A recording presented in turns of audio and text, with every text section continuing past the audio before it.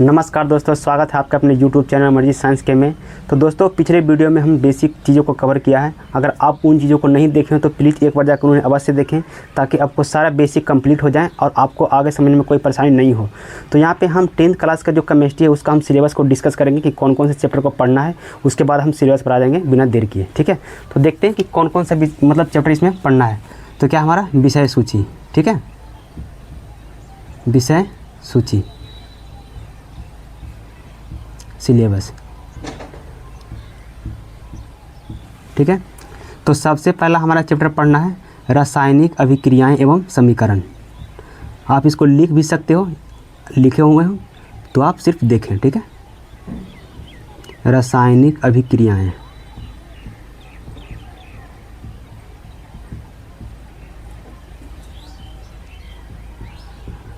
रासायनिक अभिक्रियाएं एवं समीकरण,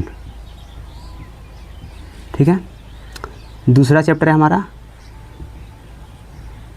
अम्ल, भस्म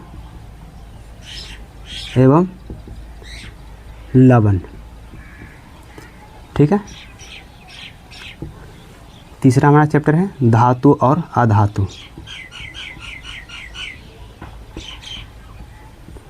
धातु और अधातु, ठीक है। चौथा है कार्बन तथा इसके यौगिक तथा इसके यौगिक। पांचवा है तत्वों का आवर्त वर्गीकरण, तत्वों का आवर्त वर्गीकरण। छठा है प्राकृतिक संसाधन का प्रबंधन,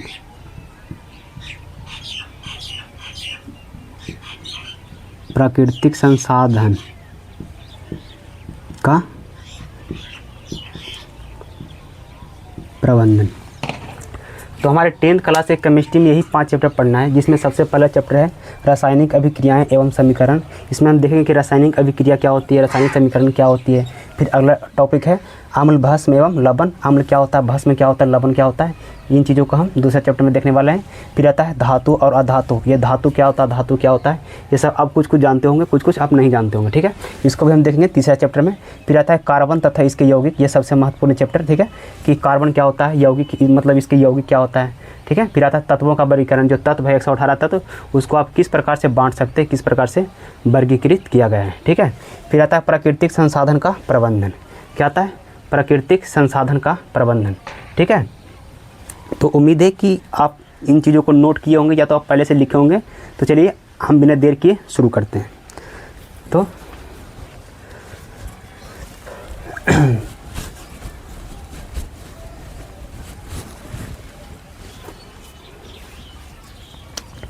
सबसे पहला चैप्टर हमारा है रासायनिक अभिक्रियाएं। रासायनिक अभिक्रियाएं, एक सेकंड, इसको थोड़ा सा नीचे लिखते हैं, ठीक है। तो सबसे पहले चैप्टर आप ऊपर में लिख सकते हैं रासायनिक अभिक्रियाएं एवं समीकरण, ठीक है। हम डायरेक्ट टॉपिक पर आते हैं कि रासायनिक अभिक्रिया होता क्या है।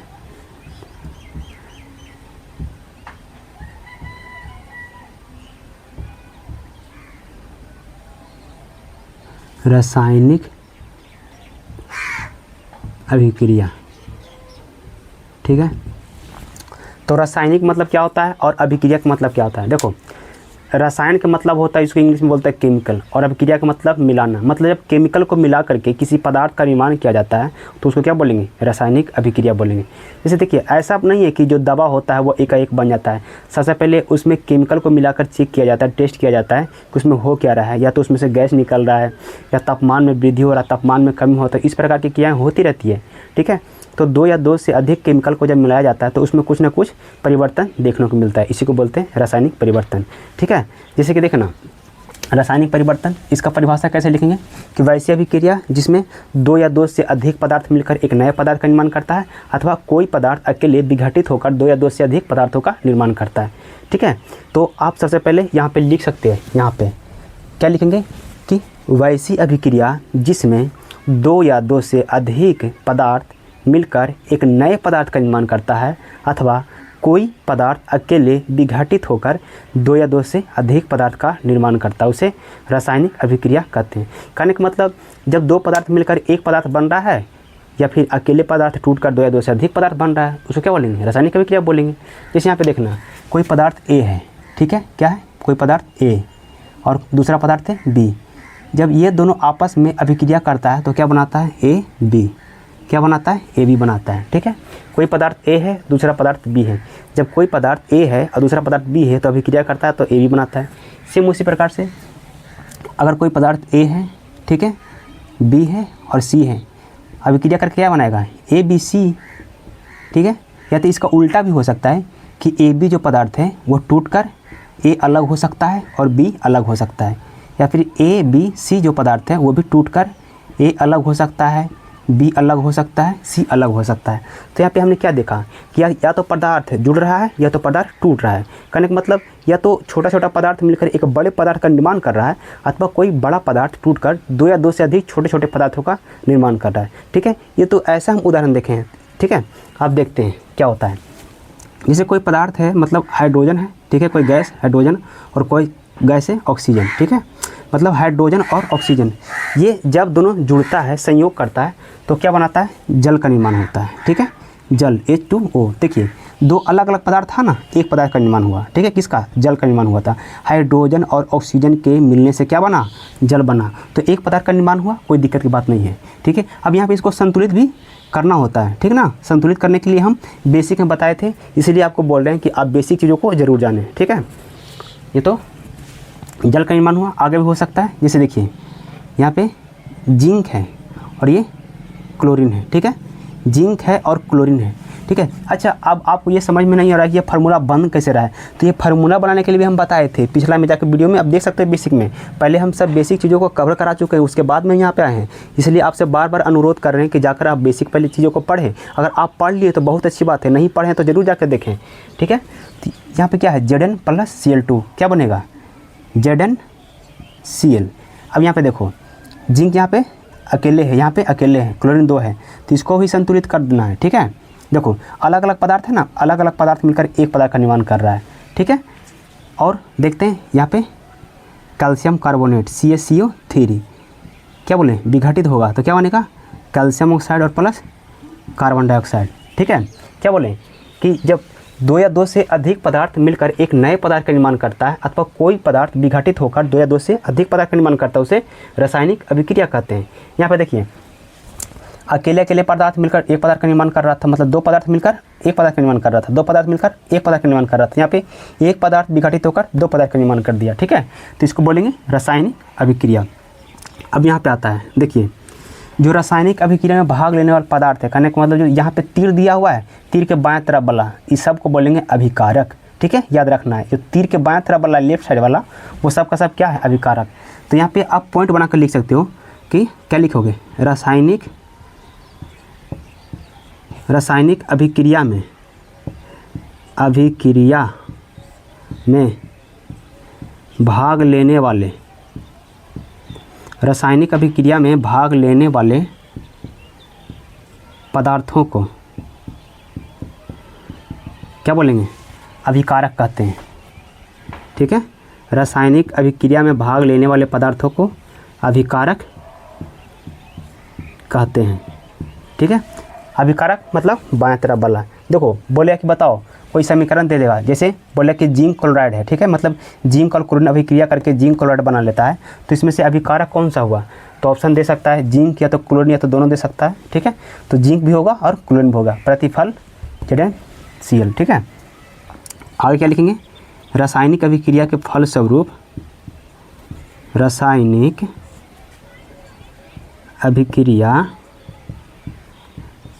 के फलस्वरूप, रासायनिक अभिक्रिया के फलस्वरूप बनने वाले पदार्थों को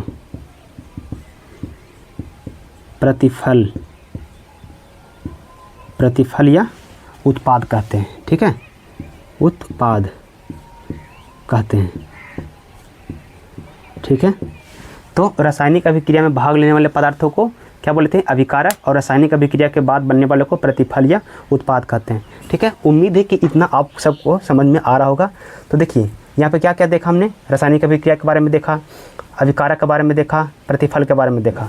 अच्छा, अब पता चलता है कि बताओ रासायनिक अभिक्रिया हो रहा है, कैसे पता चलेगा कि रासायनिक अभिक्रिया हुआ। ठीक है, दो या दो से अधिक पदार्थों को मिला रहे हैं तो इसमें देखने को क्या क्या मिल सकता है। ठीक है, तो उसको बोलते हैं रासायनिक अभिक्रिया की विशेषता क्या होती है, क्या देखने को मिल सकता है। तो अगला टॉपिक वही है, क्या है, रासायनिक अभिक्रिया की विशेषता। ठीक है, रासायनिक अभिक्रिया की विशेषता क्या क्या होती है। देखिए, जब आप दो या दो से अधिक केमिकल को मिलाओगे, मतलब रसायन को मिलाओगे, तो क्या देखने को मिलेगा, या तो हो सकता है कि उसमें से गैस निकल सकता है ना।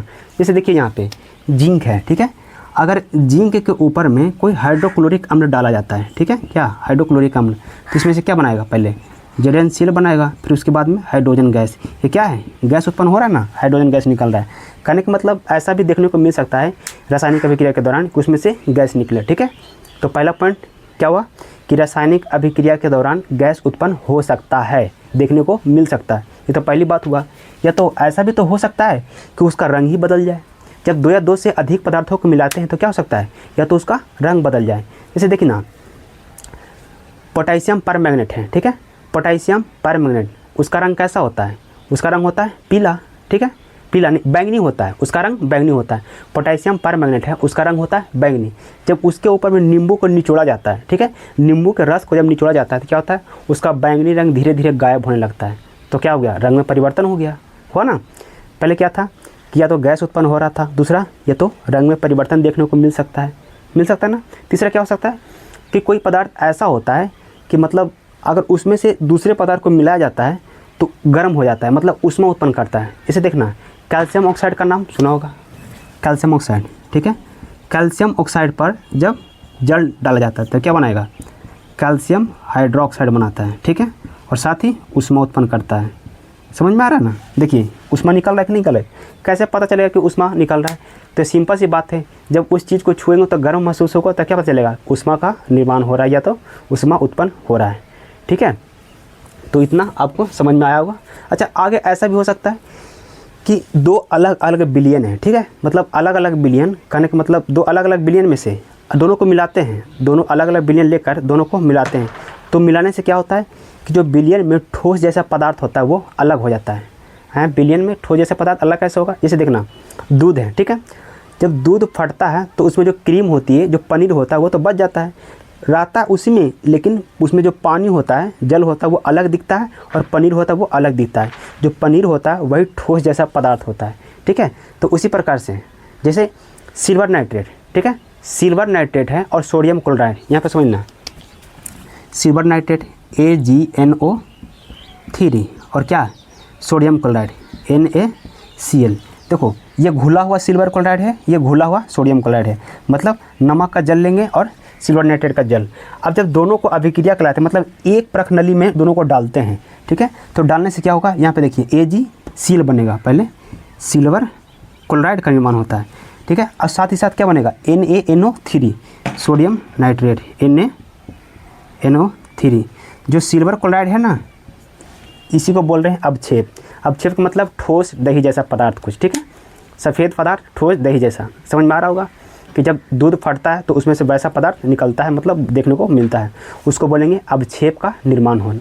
तो रासायनिक अभिक्रिया के दौरान इसका भी निर्माण हो सकता है। फिर नेक्स्ट पॉइंट आता है, या तो इसको अवस्था में भी परिवर्तन देखने को मिलता है ना। आप पहले से पढ़ रहे होंगे या तो पढ़े होंगे, क्या आप पहले से पढ़े होंगे कि मोमबत्ती का जलना एक रासायनिक अभिक्रिया है। ठीक है, जब मोमबत्ती जलता है तो देखो जो मोम होता है वो किस अवस्था में होता है, तो पता चल रहा है कि मोम जो होता है वो ठोस अवस्था में होता है। तो ठीक है, ठोस अवस्था में मोम होता है, और मोम को जब जलाया जाता है तो धीरे धीरे मोम पिघलता है, और पिघल कर क्या बनता है, वाष्प बनता है, और वाष्प क्या होता है, उड़ने लगता है। ठीक है, तो क्या था, पहले ठोस था और ठोस से बन गया वाष्प।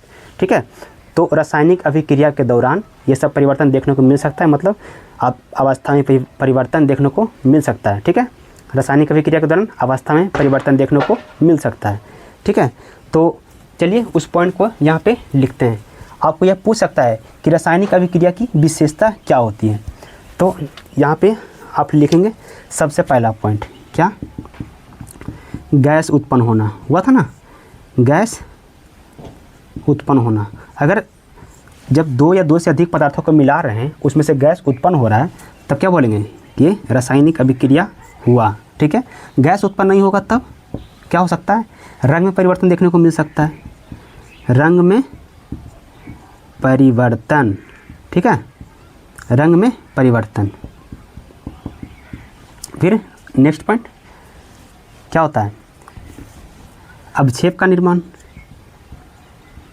अवक्षेप का निर्माण। ठीक है, आगे ऊष्मा उत्पन्न होना, ऊष्मा उत्पन्न हो सकता है, ऊष्मा उत्पन्न होना। ठीक है, आगे अवस्था में परिवर्तन, अवस्था में परिवर्तन।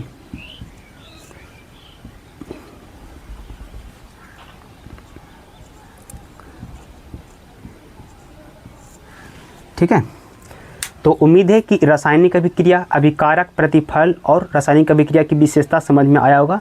तो आज के लिए यही समाप्त करते हैं। अगर समझ में आया होगा तो वीडियो को लाइक ज़रूर कर दें, चैनल को सब्सक्राइब कर लें, बाकी अपने दोस्तों के साथ भी शेयर कर लें। मिलते हैं नेक्स्ट वीडियो में, तब तक के लिए जय हिंद, जय भारत, धन्यवाद।